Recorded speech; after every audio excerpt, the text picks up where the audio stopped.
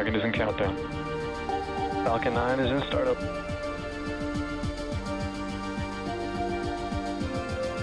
Dragon, SpaceX, go for launch.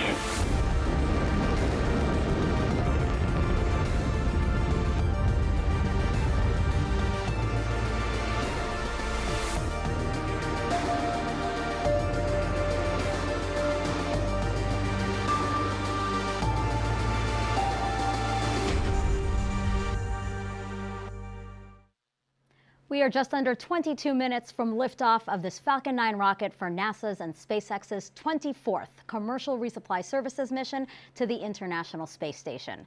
The Dragon spacecraft will fly about 6,500 pounds of science, supplies, and holiday treats for the astronauts on board. Happy holidays, everyone, and thank you for joining us for this live launch coverage of CRS-24. I'm Megan Cruz. Today's liftoff is scheduled for 5:07 a.m. Eastern Time from Launch Complex 39A here at Kennedy Space Center in Florida.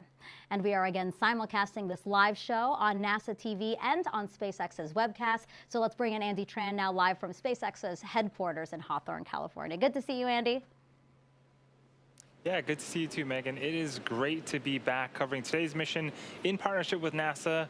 And as the year comes to an end, CRS-24 will be SpaceX's 31st and final mission of 2021, making it a record-breaking year for launches for us. What a way to end the year, Andy. And I see that you have a live view of the pad right now. Can you walk us through the different parts of Falcon 9 and Dragon? Yeah, absolutely. So our two-stage launch vehicle stands about 70 meters tall and when fully fueled holds just over 1 million pounds of propellant that the vehicle will burn through in less than 3 minutes after liftoff. The bottom two-thirds of the vehicle is the first stage. Its objective is to accelerate the vehicle through the Earth's atmosphere to space and then separate from the rest of the rocket.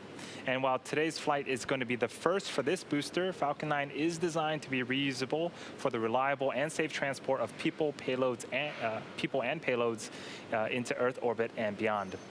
And as usual, we are going to be attempting to recover the first stage on our drone ship. Just read the instructions. That's what you see on screen right now. Above the first stage is the second stage. It has a single Merlin vacuum engine which ignites after the first stage separates. The second stage is what will carry Dragon to its intended orbit, allowing the spacecraft to eventually rendezvous with the International Space Station. And speaking of Dragon, it is sitting at the very, very top of the rocket.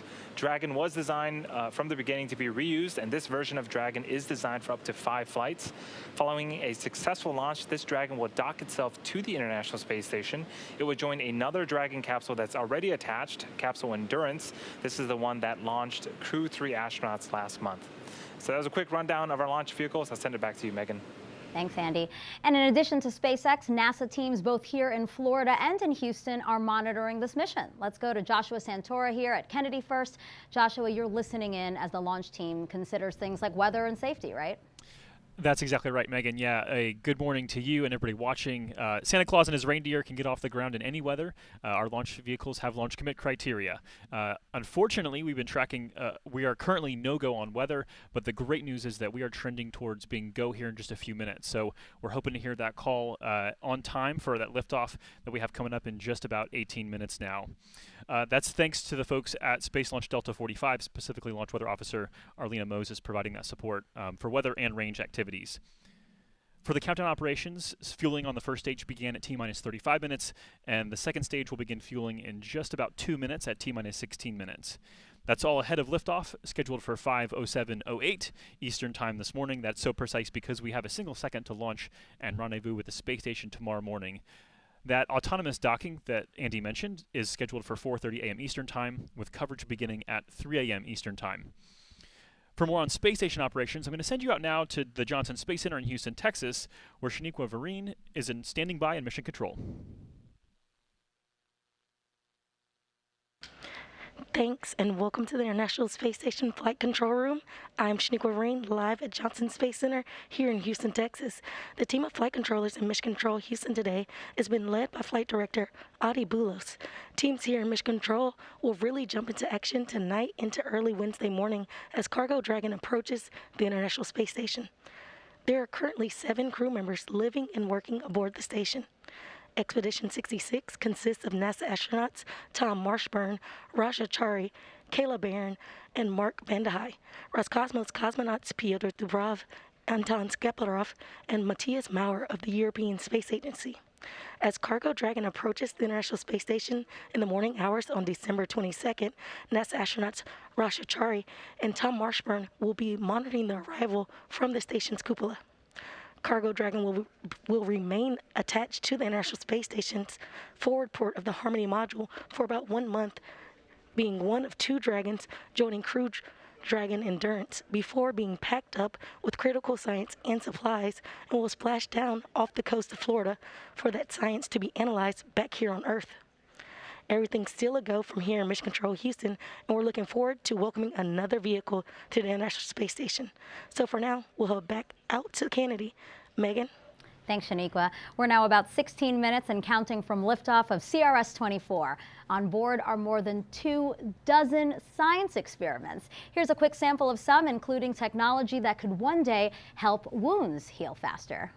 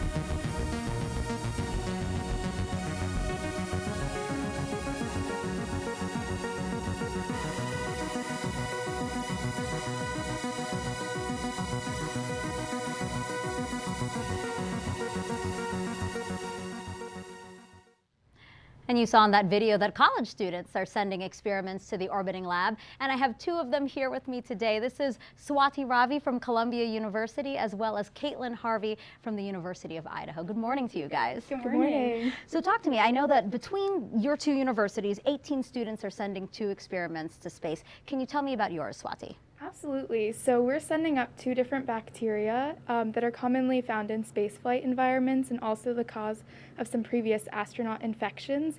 And we're really interested in studying how they interact with each other and also how their antibiotic resistance changes in space. Oh, really interesting. And Caitlin, what about you? Yeah, so for our experiment, we're looking at how effective different bacterial resistant polymer coatings are on high contact surfaces in microgravity, because we already know how they behave on Earth, so we want to compare those. Yeah, it sounds like both of your experiments have to do with studying how bacteria grows in space. Why is it that you guys wanted to hone in on that? Yes, so bacterial resistance is a real problem both in space and here on Earth. And so for us, it's important to study bacteria because for long-term future space flight, it's important that we keep astronauts safe and healthy. And even here on Earth, the World Health Organization has flagged antibiotic resistance as a really important challenge for us to solve. Right, yeah, and you hit the nail on the head, you know, as these missions get longer and longer when we think about Mars. So, and you know, this is all possible through NASA's Student Payload Opportunity with Citizen Science, or SPOX program. Can you tell us what you think about the fact that NASA is investing in STEM and creating this opportunity for you guys? Yeah, I mean, I think it's an excellent incredible opportunity, honestly, once in a lifetime. It's such an inspiring way to just get ourselves involved in STEM as well as all the people watching us along for our journey. So it's truly an inspiration, and I think an excellent way to get our generation involved in STEM moving forward. That's great. And then very quickly, what is it that you hope to learn from this experiment? Yes, from our For both experiments. We're hoping to learn what kinds of antibiotics are best for us to use with astronauts so that we can most effectively treat their infections. And Kayla? We're just looking at potentially reducing the contact risk of exposing yourself to bacteria. So learning how these polymer coatings work in different environments and then applying that to reduce bacterial infections. That's great. Good luck, guys. Thank you so much for joining us, and congratulations to have this opportunity even. Thank you. Thank you so much. And now let's kick it back over to Andy. Andy, CRS-24 is the final launch in a very, very busy year for you guys. Yeah, as the year comes to an end, today is going to be marking the 31st launch of 2021 for SpaceX and the 5th flight of Dragon to the International Space Station this year, following the launches of Crew 2, Crew 3, and cargo resupply missions 22 and 23. It's the most launches, along with the most visits to the station we've ever attempted in a given year. To give a bit of history, Dragon has been flying for 11 years now and made its debut in 2012 as the first private spacecraft in history to visit the International Space Station. Since then, it's made 28 trips to and from the orbiting lab. Today, it's one of the few vehicles that can deliver significant cargo to the space station and the only vehicle that can deliver cargo from it. Falcon 9 and Dragon were both designed with reflight in mind, and the vehicle hardware is built to support multiple missions with minimal refurbishment in between. To date, 10 of our CRS missions have flown on reused Dragons. And while it's the second flight for Dragon today, having previously flown on CRS-22, it is the first flight for our booster. It is actually only the second time this year we've debuted a brand new Falcon 9 first stage.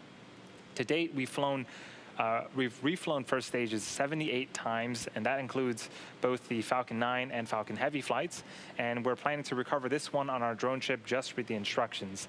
If successful today, it will mark the 100th successful recovery of an orbital class rocket. So we are just under T-minus 10 minutes and counting until liftoff of the Falcon 9 rocket and Dragon on the next resupply mission to the International Space Station. Back to you, Megan.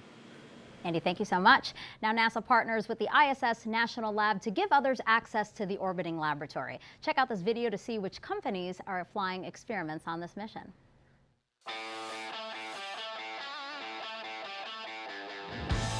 The International Space Station is an incredible research facility that allows investigators to conduct research and technology development in ways not possible on Earth.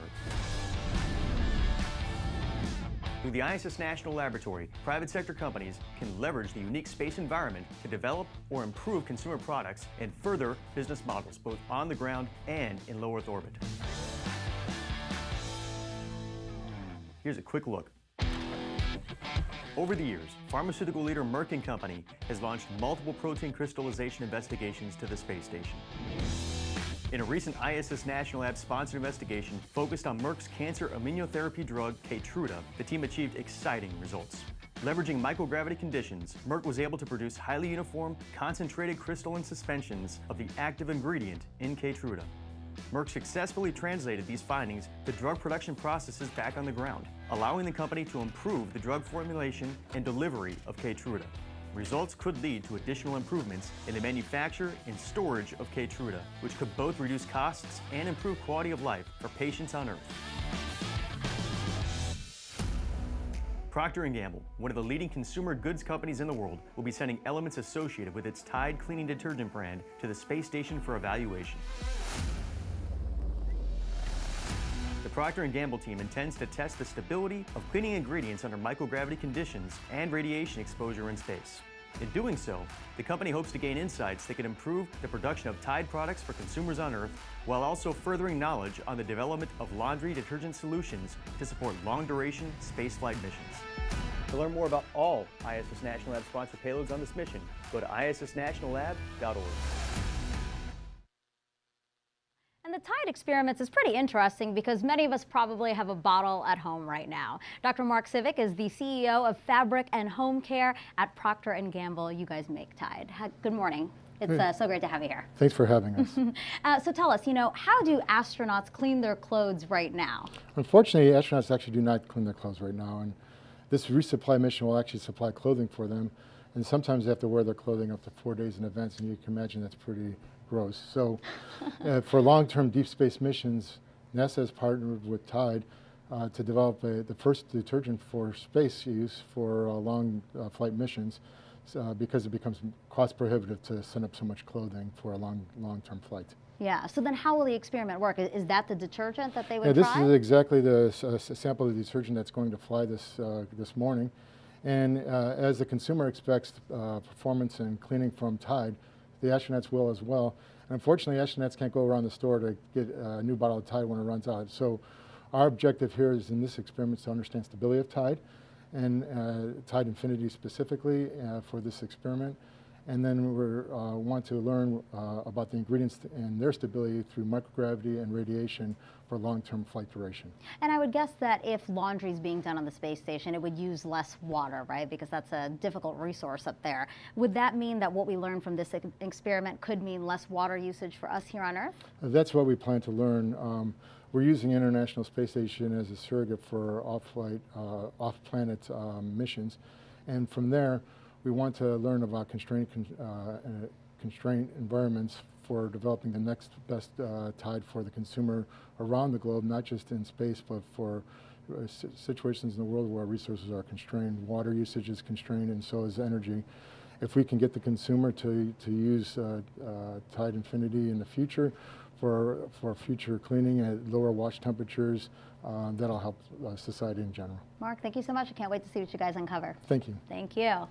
But it's not just science that's flying to the space station. We, of course, send supplies like food to the crew, and they'll be getting some holiday treats on this flight. Things like roasted turkey, spicy green beans, smoked seafood and shellfish, and fruitcake to help them celebrate the holidays. They'll also be getting some presents.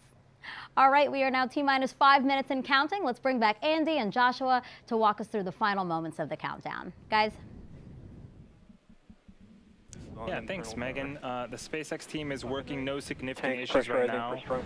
We're continuing to monitor weather, although it is trending more and more towards green as we march towards T0.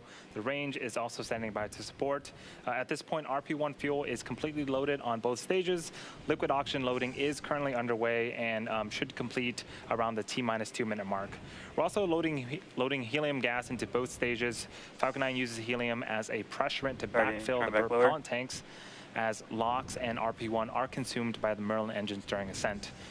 Helium load began before the broadcast went live, and we'll continue to top that off as well until about a minute and a half before launch. Andy mentioned that liquid oxygen being loaded. It's super chilled liquid oxygen, and to make sure the engine startup goes well, they perform engine chill. This began at T-minus 7 minutes, and a small amount of that LOX is flowed through the Merlin engine's turbo pumps to avoid thermal shock to that system, to allow the full flow of super chilled liquid oxygen when the clock strikes 0. Dragon also began its startup sequence at T-minus 35 minutes when it coordinated timing with Falcon 9. It's currently undergoing vehicle health checks, with the next big step happening just a moment ago when Dragon transitioned to internal power. What we're seeing on screen right now, the clamp arms just underneath the Dragon have begin to open up, and they should be completing fully open right now. And the strong back, which is the truss structure right next to Falcon 9, is beginning to recline away to its pre-launch position, about 2 degrees away from the vehicle. It will continue to recline all the way back as we reach T0 to provide clearance for the vehicle to lift off. Stage 1 LOX load complete. In these last few minutes, Falcon 9 is performing final health checks on its primary communications, avionics, and propulsion systems in preparation for flight. We also may hear callouts that the engines are sufficiently chilled as we get closer to liftoff. The checkouts of the second stage thrust vector control actuators should begin right about T-minus 2 minutes 30 seconds. That's referred to as the engine wiggle test, a fairly self-explanatory name. This is where SpaceX will move the thrust nozzles slightly to make sure the guidance hardware is go for flight. SpaceX will do the exact same checkouts on the first stage engines just seconds before ignition. This is all still on track, weather being go now for liftoff scheduled for 5:07:08 Eastern Time this morning as we track towards the space station with rendezvous and docking scheduled for tomorrow morning. Space station now tracking over Central Europe, and we'll be there with this mission for about a month.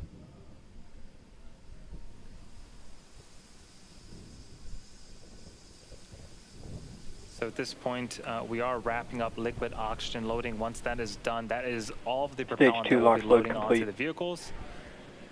And that is the call out right there. So all propellants are loaded onto the vehicle. Dragon is an auto idle. We're starting to have some white clouds building around the vehicle. That is condensed liquid oxygen. As that super chilled liquid oxygen reaches the warmer ambient air temperatures of Florida, it'll start to form those clouds. Normal and expected for us at this stage in the countdown. Things continue to go smoothly as we march towards T0. At T-minus 1 minute, we'll get the Dragon transitioned to internal power call. The Falcon 9 computers will enter startup mode and begin final pre-launch checks, guiding the rocket through the last seconds before liftoff.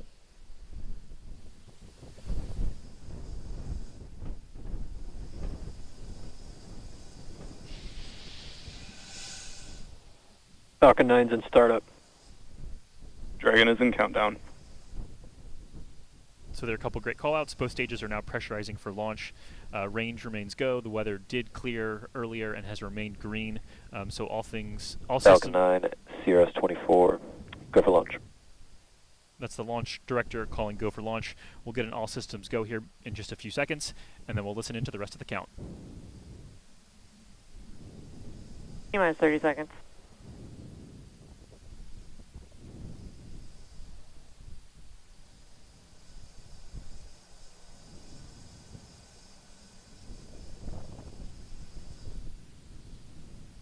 T-minus 15 seconds.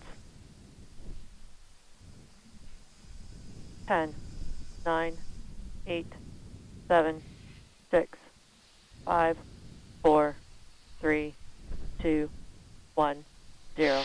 Ignition. Liftoff. Cargo Dragon soars with the final supply run in 2021 to the astronauts aboard the International Space Station.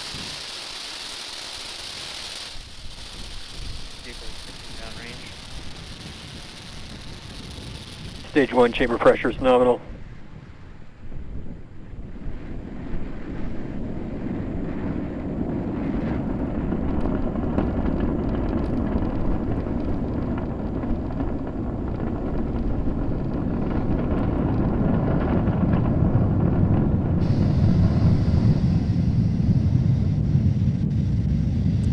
Plus 40 seconds into flight, Falcon 9 and Dragon have cleared the tower. You can see them passing through the cloud layers right now.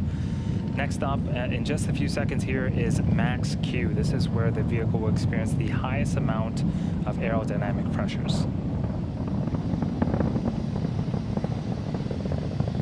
Falcon 9 is supersonic.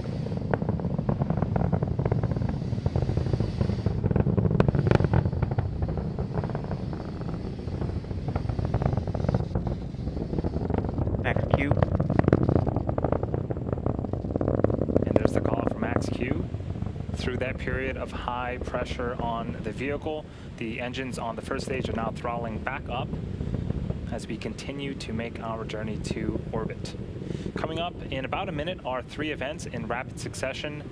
First up is main engine cutoff, also known as MECO, Engine chill followed by started. stage separation, and then second engine start, also known as SES-1.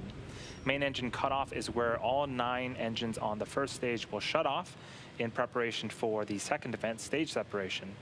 During stage separation, the first and second stages will separate from one another. The first stage makes its way back to the drone ship for a landing attempt, and the second stage will ignite its Merlin vacuum engine and continue to boost Dragon to low Earth orbit.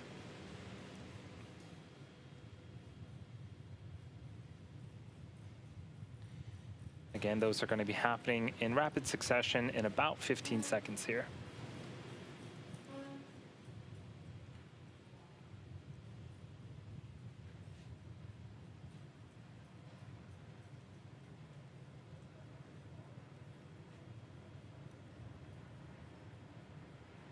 MECO. Stage separation confirmed.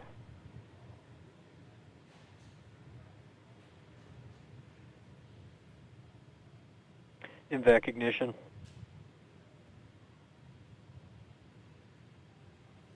You heard the callouts. We see it on screen. Successful main engine cutoff, followed by successful stage separation, and then ignition of our Merlin vacuum engine.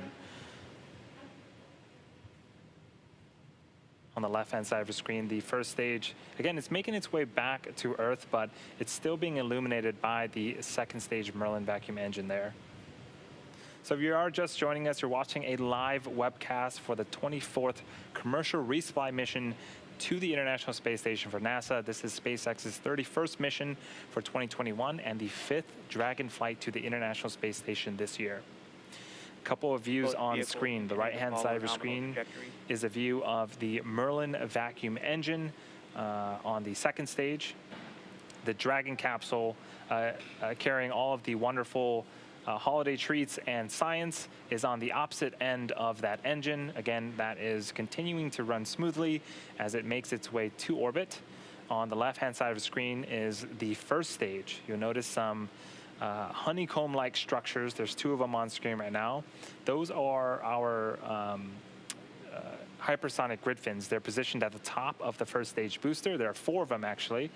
And those will start to swivel and move around to make sure that they are guiding the first stage back to its targeted landing zone.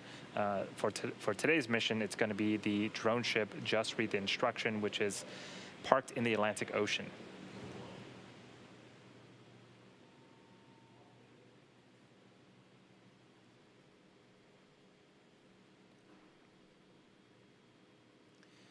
Next event for our mission today is going to be the first stage entry burn. It's going to be the first of 2 burns.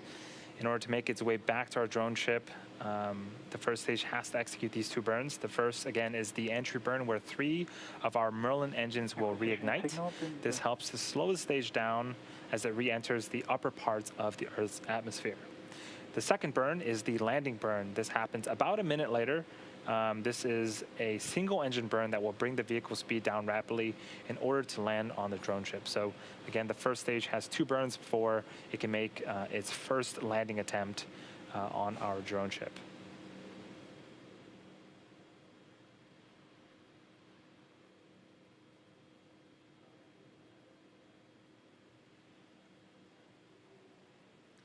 As we wait for that event, you might be interested to know that in order to get into space, the rocket actually has to do more than go up. It actually has to go sideways really, really fast. At liftoff, gravity is pulling straight down on the rocket. And as we ascend, we tilt the engines, a term called gimbaling, and that turns the rocket horizontally. So we're still going up, but we're also heading horizontally away from the launch pad in what we call a gravity turn.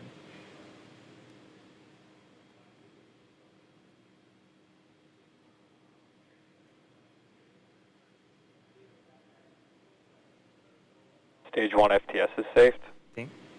Things continue to go smoothly for both the first and second stages. Again, the first stage entry burn follow nominal trajectory. should start in about 10 seconds.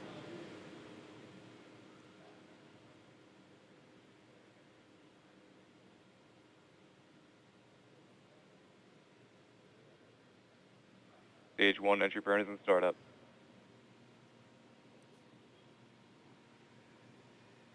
And there it is. 3 Merlin engines have reignited their engines and are now currently slowing down the first stage. This burn is expected to last about 30 seconds. And you can see the velocity on the bottom left-hand side of the screen. We're starting to decrease significantly. Stage 1 entry burn shutdown. So great news. That is burn 1 of 2 complete. The Falcon 9 first stage is also equipped with 4 landing legs made of state-of-the-art carbon fiber with aluminum honeycomb. They're placed around the base of the rocket and deployed just prior to landing. So we are about 60 seconds away from landing the vehicle, and we're traveling a significant velocity right now. And this really puts into perspective the deceleration that the first stage will experience. In less than the span of a minute, we'll reduce from twice the speed of a jet all the way down to 0 as the rocket lands.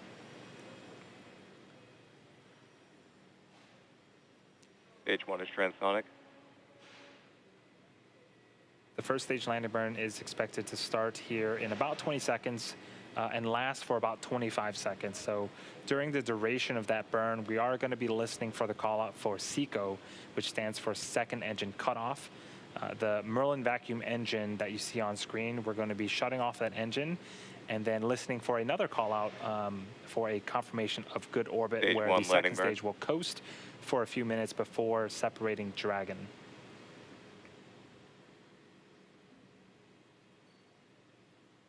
Stage 2 FTS is We don't safe. have views of the first stage right now. Looks like we got it back, and the landing burn Stage 1 is landing currently leg deploy. underway.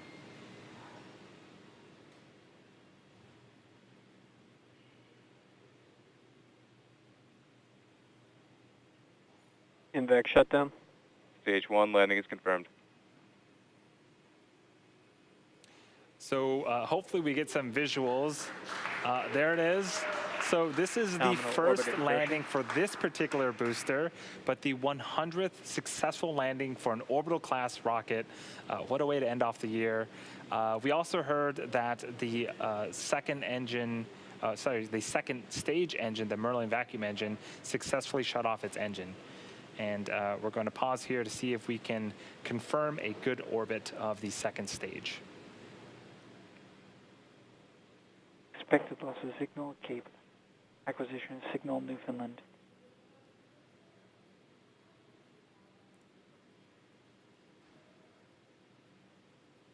So again, this is a view of the Merlin vacuum engine. The Dragon capsule with all of its supplies is on the opposite end of that engine. And I am getting confirmation that we do indeed have a good orbit. So the second stage is going to be coasting for a few minutes here. This is a view of the unpressurized cargo section of the Dragon. So the second stage right now is making some small adjustments during the coast phase prior to separation. We should also have video of Dragon separating from the top of the second stage itself. Should give us a nice view of that. The view we just saw of the unpressurized cargo section as Dragon will slowly depart away from the second stage. Dragon is going to be joining the Crew 3 vehicle Endurance that is currently attached to the International Space Station and on orbit.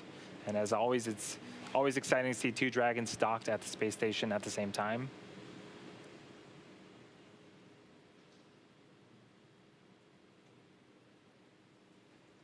Speaking of cargo, today we'll be delivering, as part of today's mission, we'll be delivering more than 6,500 pounds of science, research, crew supplies, and vehicle hardware to the orbiting lab and its crew. This includes all the science and supplies and holiday treats that we talked about earlier in the broadcast, and I'm sure the crew is looking forward to that.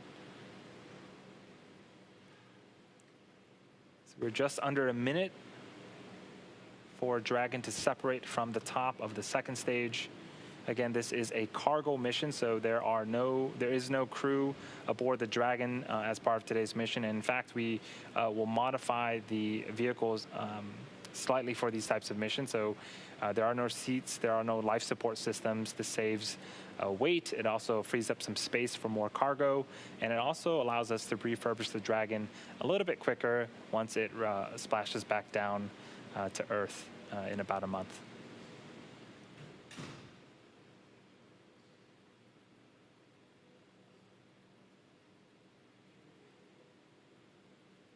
Expected loss of signal Bermuda. So we are Stage expecting separation Dragon to confirmed. separate any Or second Dragon now. separation. And there it goes. Again, this camera view is on the second stage, looking at the Dragon's unpressurized cargo section. The Dragon has about a day before it makes its way to the International Space Station and docks. Coming up is nose cone opening sequence.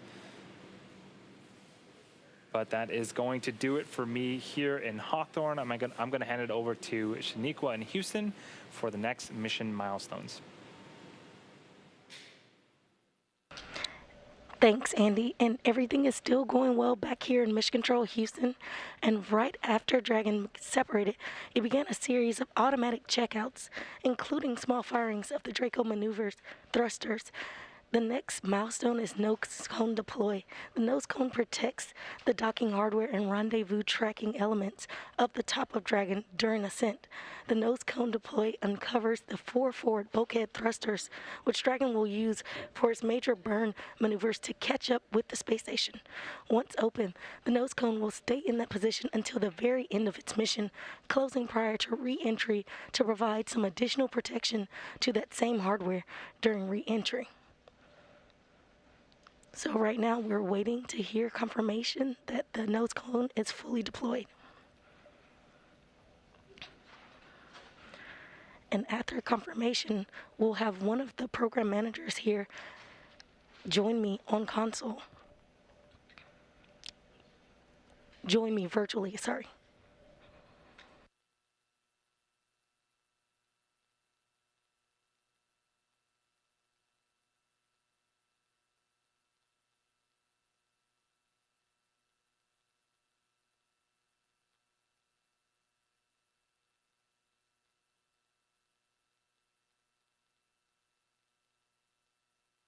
You're currently seeing live views of the International Space Station Flight Control Room.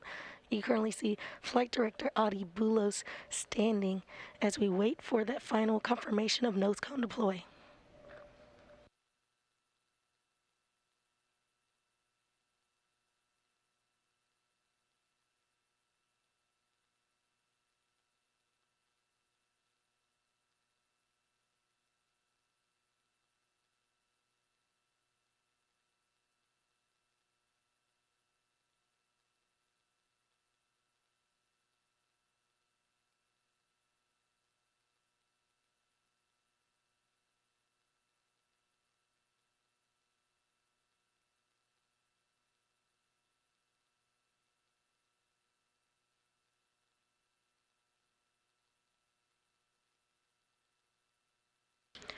Now joining me on the phone is manager of the International Space Station Transportation Integration Office, Phil Dempsey. Hi, Phil. Can you outline some of the major activities for the crew with CRS-24? Sure. Thanks, Shaniqua. First of all, let me just say, it's great to watch this outstanding launch, kind of watching through the weather and manage to get a shot through, and great to see Dragon catch up tomorrow. This mission enables well over 500 hours of research, some of which actually has to be completed before the vehicle undocks again in about 30 days, so the samples can be returned to investigators. As always, research is a key activity during this mission. We've also got the transfer of 2 external payloads, SCP-H7 and H8, from the Dragon trunk to their locations on ISS. And then there's work to prepare for spacewalks planned later in the increment in the coming months. There's several maintenance activities with hardware showing up on this mission. And then we have a software transition plan. So, overall, a lot really going on during the 30 days or so that this CRS-24 is on to enable all of this work. That's awesome. Thank you, Phil. And of course, these resupply missions and you deliver science, as you mentioned, hardware and other cargo to the station. But with these critical deliveries to the station, how important are they for the astronauts? You said over 500 research activities and experiments. How important is that for us to do on the International Space Station? Yeah, so these missions are absolutely critical. The International Space Station is operating for the purpose of doing research and technology demonstration. So, we've got over 24 different experiments going up on this. These 500-600 hours of crew time that it enables are key to what the astronauts are there for in the first place. And what's unique about these SpaceX missions is that we get the return science back down in about a month. So operation of these experiments around this full mission timeline is critical. In addition, we've got hardware going up, as you heard, which is critical to some of the maintenance activities. We've got some hardware that's going up to get one of our exercise devices, a new spare back in place for it, and some additional hardware for EMUs, which are used for the spacewalks that we've got. But then there's also updated supplies for the crew. Of course, Christmas dinner, hopefully, and some Christmas presents for the crew, which is always a treat for them to get on these types of missions. So absolutely all of this is critical to keep the crew occupied doing what they're there for in the first place. Thanks, Phil. And we did have confirmation currently that the nose cone is deploying. It is opening currently, and I will confirm with you all when it is fully open.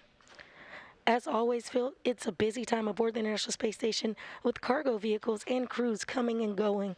And, like you mentioned, the upgraded equipment, how complex will the next few months be for the International Space Station program and the global partnership? So, we're closing out what's been actually a really great, really busy year, and next year looks to be no different. In fact, it starts really tomorrow with our Russian partners following this launch with the undock of module. It's really cleanup from them installing their node module on the Russian segment. There are 3 Russian spacewalks planned for late January. We've got some U.S. spacewalks in February-March timeframe.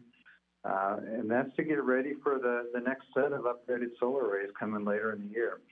We've also got another cargo resupply mission, our first U.S. private astronaut mission coming up, and additional resupply missions, and then we get back into the crew cycle launches on the Russian and the U.S. side both.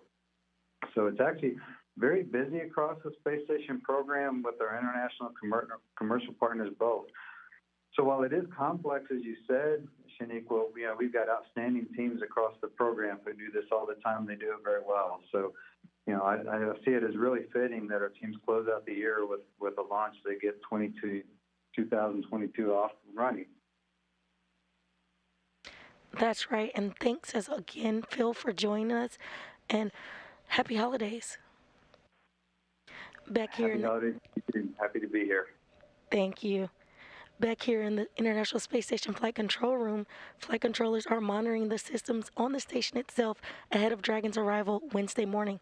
Once Dragon crosses that approach ellipsoid, which is that mythical sphere around the station, flight controllers here in Mission Control Houston will begin joint operations with the SpaceX teams in Hawthorne, California. NASA astronauts Rasha Chari and Tom Marshburn will be monitoring the approach and arrival of Dragon with a planned docking Wednesday morning at 3:30 a.m. Central Time, 4:30 a.m. Eastern Time. Once Cargo Dragon is docked to the station, Chari and Marshburn will begin hatch operations to open the hatches between the International Space Station and Cargo Dragon.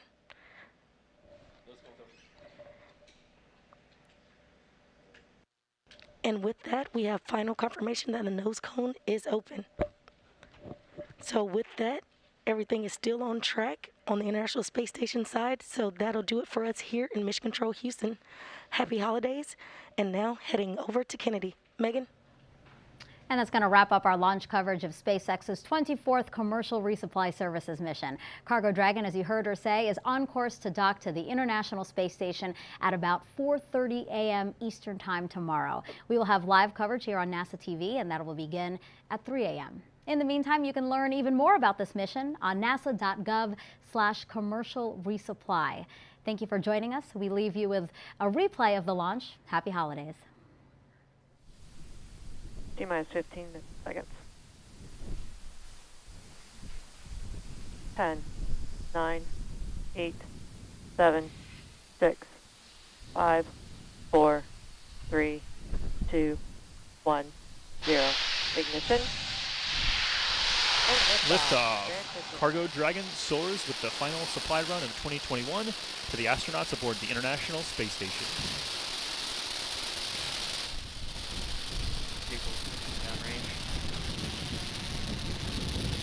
Stage 1 chamber pressure is nominal.